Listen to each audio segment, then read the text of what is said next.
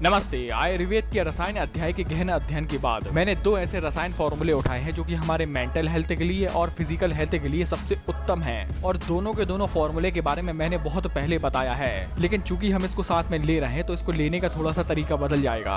बदलती लाइफस्टाइल, वीर्य नाश और हमारी हेल्थ की केयर न करना, ये हमें समय से पहले ही बुढ़ा बना देती है। जैसे कि शरीर में कमजोरी, थकान महसूस होना, दिन पे दिन शरीर सूखते जाना, कुछ छोटा मोटा काम कर लेने पर भी ऐसा महसूस होता है कि भाई बहुत बड़ा बोझ उठोकर आए हैं। चेहरे पर झाइयां आना, समय से पहले बाल सफेद हो जाना, याददाश्त का कमजोर होना, कोई भी पढ़ी लिखी चीज दिमाग में ज्यादा ठहरती नहीं, तो ये सारे के सारे लक्षण होते हैं बुढ़ापे के, ओल्ड एज के। लेकिन क्या हो कि अगर हम ये सारे के सारे लक्षण को हम और आगे खिसका दें, यानी कि कायदे से बुढ़ापा आ रहा है 40 साल की उम्र में, तो हम यही बुढ़ापे के लक्षण को हम खिसका के 75 साल में कर सकते हैं। और रसायन फॉर्मूले जानने से पहले मैं आपको ये बता दे रहा हूँ कि भाई सिर्फ रसायन फॉर्मूले पर ही डिपेंड मत होना। जो सबसे मेन है वो आपका आहार, निद्रा और ब्रह्मचर्य ही होगा। नहीं तो मैं हमेशा ही बोलता हूँ कि कहीं भी इलाज करा लो, समय और पैसे की बर्बादी ही है। तो अब हम सबसे पहले जान लेते हैं हमारे फिजिकल हेल्थ के बारे में। फिजिकल हेल्थ के लिए सबसे उत्तम जो मैंने रसायन पाया है वो है च्यवनप्राश। और मैं आजकल मार्केट में मिलने वाले च्यवनप्राश के बारे में नहीं, बल्कि रियल च्यवनप्राश के बारे में बोल रहा हूँ। ये होते क्या है कि 1 किलो का च्यवनप्राश आपको 300, 400 या 500 में मिल जाएगा। लेकिन अगर इसके इंग्रेडिएंट पढ़ेंगे तो इसमें होता क्या है कि इसमें मिलाया जाता है घी, वो भी A1 टाइप का घी,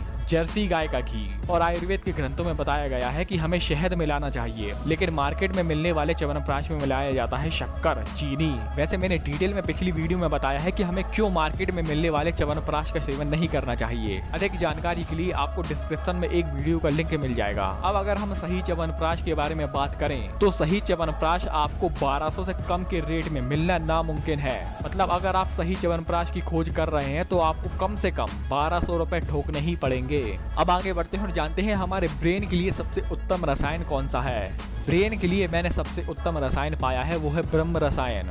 ब्रह्म रसायन के फायदे भी मैंने पहले बताए हैं, जैसे कि इससे नींद अच्छी आती है, हमारी याददाश्त शक्ति मजबूत होती है। अगर कंक्लूजन के रूप में बोले तो ये हमारे मेंटल हेल्थ के लिए बहुत फायदेमंद है। ब्रह्म रसायन में बहुत सारे ऐसे इंग्रेडिएंट हैं जो कि हमारे ब्रेन के लिए बहुत फायदेमंद होते हैं। उन सभी इंग्रेडिएंट की लिस्ट आपकी स्क्रीन पर खुल गई होगी। आप चाहे तो वीडियो को पॉज करके या इसका एक स्क्रीनशॉट लेकर वीडियो के खत्म होने तक सारी औषधियों को बड़ी तसल्ली से पढ़ सकते हैं। अब आगे बढ़ते हैं और जानते हैं कि इसको लेने के साथ साथ हमें कौन कौन सी बातों का ध्यान रखना है। सबसे पहले जानते हैं इसको लेने का सही तरीका। आपको करना क्या है कि आपको दोनों में से किसी एक को खाली पेट लेना है। उसके आधे घंटे बाद दूसरा रसायन लेना है, यानी कि पहले आपने ब्रह्म रसायन लिया और ब्रह्म रसायन लेने के आधे घंटे बाद आपको च्यवनप्राश लेना है। ये रहा इसका सही तरीका। और लेना किसी चीज के साथ नहीं है, आपको इसको रौंदा ही खा लेना है। नहीं तो कई लोग इसको पानी या दूध में घोलकर लेने की सलाह देते हैं, जो कि मेरे हिसाब से इतना सही तरीका नहीं है। अब अंत में जानते हैं इस रसायन को लेने के साथ हमें कौन कौन से नियम का पालन करना है। नियम नंबर पहला है कि व्यायाम करना। व्यायाम करना इसलिए जरूरी है क्योंकि जब हमारी डाइजेशन पावर अच्छी होगी, आपको पता है कि व्यायाम करने से पाचन तंत्र मजबूत होता है, और जब हमारा पाचन तंत्र मजबूत होगा तब जो खाया पिया है वह हमारे शरीर में लगने लगता है। नियम नंबर 2 है कि सात्विक और स्निग्ध आहार का सेवन करना। सात्विक आहार तो वैसे ही हमारे मन के लिए बहुत फायदेमंद होते हैं, हमारी बुद्धि के लिए बहुत फायदेमंद होते हैं। स्निग्ध आहार करते क्या है कि ये हमारे धातुओं को पुष्ट करते हैं, हमारी बॉडी को नरिशमेंट प्रोवाइड करते हैं। स्निग्ध आहार हमारे शरीर को हष्ट पुष्ट बनाते हैं। और तीसरा नियम है ब्रह्मचर्य, और इस ब्रह्मचर्य में आपकी पूरी दिनचर्या,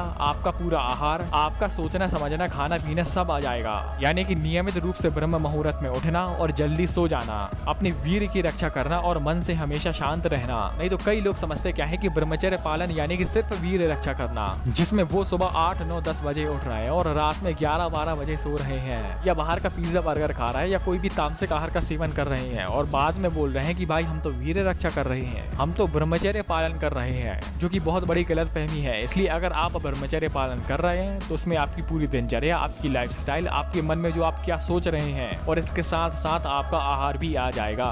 और आखिर में एक और चीज याद आए कि हो ना हो, मनोबल भी इन सब चीजों में बहुत इफेक्ट डालता है। अगर आपने पहले से ही मन बना लिया है कि इन सब चीजों से कुछ नहीं होने वाला और आप इन नियम का पालन सिर्फ मेरे कहने पर कर रहे हैं, तो ये बात मेरे से लिखवा के ले लो कि इसके फायदे आपको 25 से 50% ही मिलेंगे। कोई भी काम को करने से हमें उसमें 100% सफलता तब मिलती है जब हमारा मनोबल मजबूत हो। वैसे मनोबल के बारे में हम आगे आने वाले समय में डिटेल में जानेंगे। तो दोस्तों ये रही आज की वीडियो। आपने वीडियो यहाँ तक देखी, आपका बहुत बहुत आभार, धन्यवाद।